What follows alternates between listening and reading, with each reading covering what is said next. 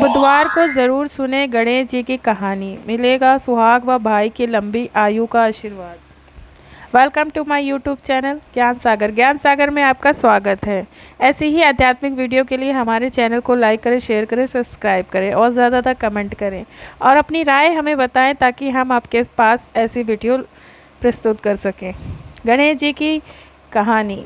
भगवान श्री गणेश हर विघ्न बाधा को दूर करते हैं और अपने सुहाग की लंबी आयु और ससुराल हमेशा खुशियों से भरा रहे, ऐसा वरदान देने वाले भगवान श्री गणेश की कहानी यहाँ आप पढ़ सकते हैं। भगवान श्री गणेश की पूजा हर पूजा से पहले की जाती है। महिलाएं खासकर अपने पति की लंबी आयु के लिए भगवान श्री गणेश की पूजा जरूर करती हैं।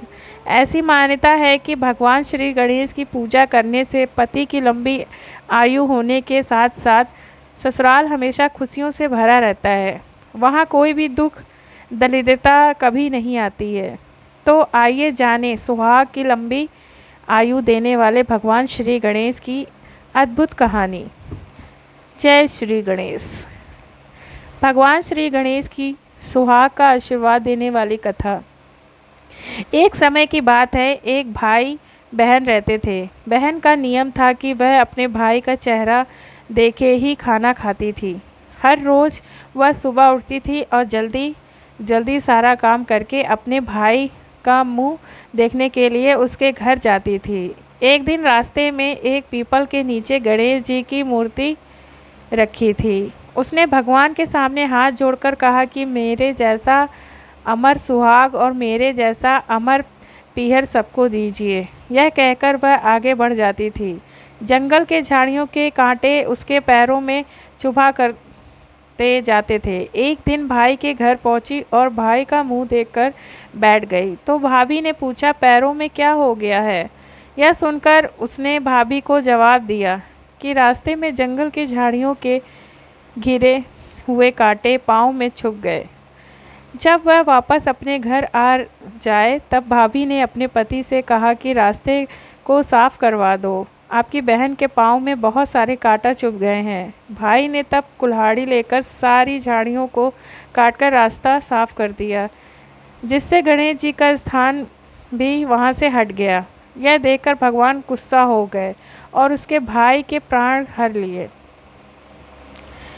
लोग अंतिम संस्कार के लिए जब भाई को ले जा रहे थे तब उसकी भाभी रोते हुए लोगों से कही, थोड़ी देर रुक जाओ, उसकी बहन आने वाली है। वह अपने भाई का मुंह देखे बिना नहीं रह सकती है, उसका यह नियम है। तब लोगों ने कहा, आज तो देख लेगी पर कल कैसे देखेगी? रोज़ दिन की तरह बहन अपने भाई को मुंह देखने के लिए जंगल में निकली।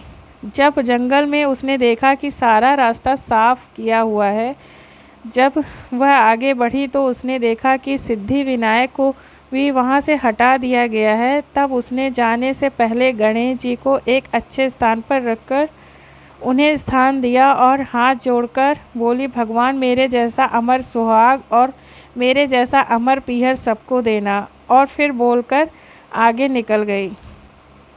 ऐसा सुनते ही भगवान सोचने लगे, अगर इसकी नहीं सुनी तो हमें कौन मानेगा, हमें कौन पूजेगा?